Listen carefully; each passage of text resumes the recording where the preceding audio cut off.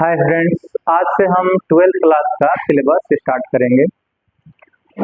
तो twelfth class का कोई चैप्टर स्टार्ट करने से पहले हम उसका पहले टोटल सिलेबस देख लेंगे। कौन चैप्टर कैसे रिलेट करता है, कौन चैप्टर पहले हम लोग को पढ़ना चाहिए, उसके बाद हमको नेक्स्ट चैप्टर पढ़ना चाहिए। डिटेल हम यहाँ पे पहले समझा देंगे, ठीक है। तो पहले हम नोट करेंगे सिलेबस।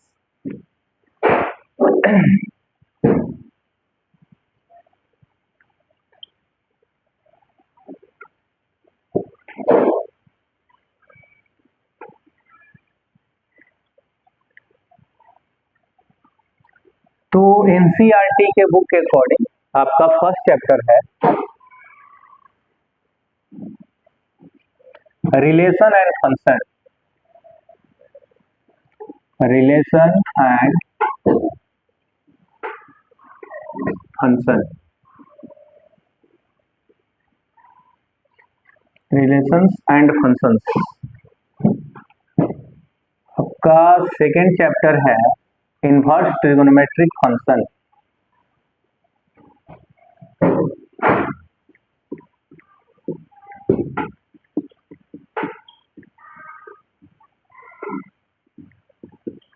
Inverse trigonometric functions.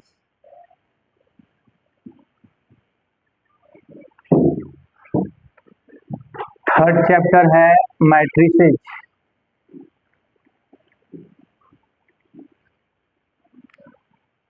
और फोर्थ चैप्टर है आपका determinants.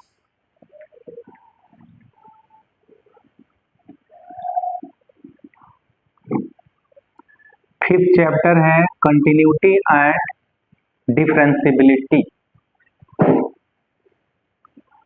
Continuity and differentiability.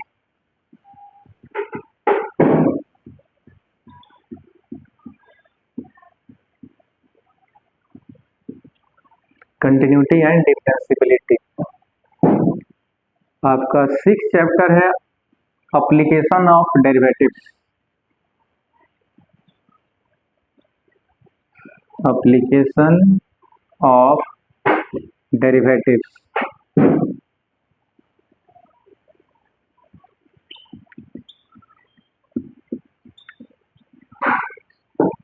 Seventh chapter है इंटीग्रल।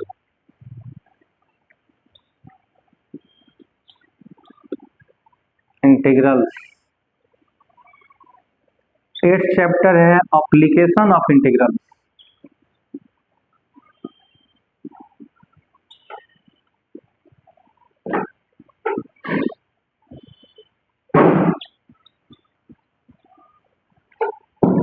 नाइन्थ चैप्टर है डिफरेंशियल इक्वेशन।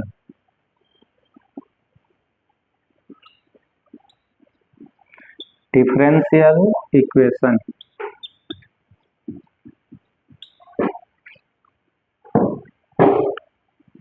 टेंथ चैप्टर है vector algebra.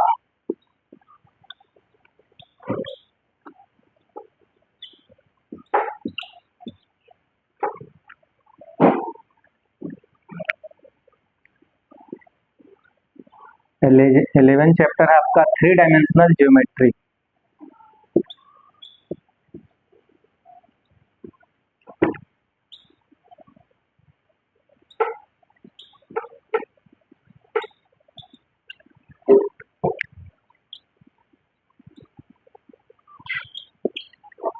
Three dimensional geometry. और ट्वेल्थ चैप्टर है लीनियर प्रोग्रामिंग प्रॉब्लम। तो लीनियर चैप्टर का नाम ऐसे दिया लीनियर प्रोग्रामिंग।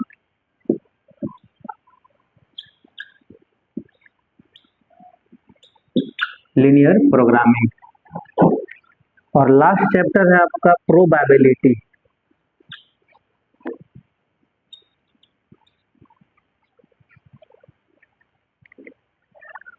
अब इसमें एक एक चैप्टर स्टार्ट करने से पहले हमको कौन सा टॉपिक पहले से जान लेना चाहिए, वो हम एक एक चैप्टर के बारे में डिटेल समझाएंगे आपको। जैसे चैप्टर है आपका फर्स्ट रिलेशन एंड फंक्शंस। तो आपको रिलेशन 11th में भी पढ़ने हैं। लेकिन वहाँ 11th क्लास में आपको रिलेशन का डिफिनीशन समझा दिया गया है, डोमेन समझा दिया गया है, और यहाँ रिलेशन में आपको पढ़ने टाइप्स ऑफ रिलेशंस, यहाँ हमको पढ़ने टाइप्स ऑफ रिलेशंस। तो इसका मतलब है कि हमको 11th क्लास का जो टॉपिक है, रिलेशन क्या है, रिलेशन का डोमेन क्या है, रेंज क्या है, वो पहले हम लोग को नॉलेज चाहिए। तो हम डिटेल सारा चीज हम वहां से रिवीजन करते आएंगे, जो जो हमको टॉपिक की जरूरत पड़ेगी जो प्रीवियस क्लास में है वो सब हम आपको समझाते हुए चलेंगे, ठीक है। तो ये तो हो गया कहाँ से रिलेट करेगा, तो आपके 11th क्लास का रिलेशन आपको पता होना चाहिए। उसके बाद पढ़ना आपको फंक्शन, तो टाइप ऑफ फंक्शंस आपके 11th में भी पढ़ने हैं और कुछ आपको 12th में भी पढ़ने हैं, ठीक है। तो 11th वाले टॉपिक्स आपको समझाए जाएंगे जो यहाँ से रिलेट करेगा, ठीक है।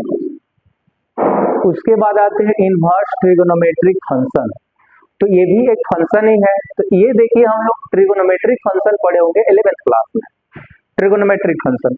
तो अब इसके लिए जो जो टॉपिक हमको वहां से लेना होगा, जो जो टॉपिक हमको जरूरत होगी, डिटेल सारी चीजें बताए जाएंगे। उसके बाद हम लोग आएंगे इनवर्स ट्रिगोनोमेट्रिक फंक्शन पर।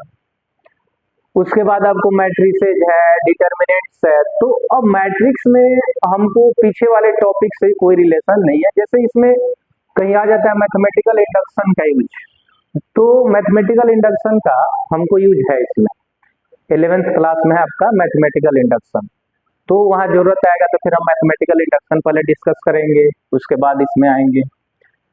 पहले ये मैट्रिक्स में हम इंटर कर जाएंगे, कुछ जो हमको प्रॉब्लम आएंगे जो मैथमेटिकल इंडक्शन की जरूरत होगी, तो वहां आपको मैथमेटिकल इंडक्शन समझाए जाएंगे।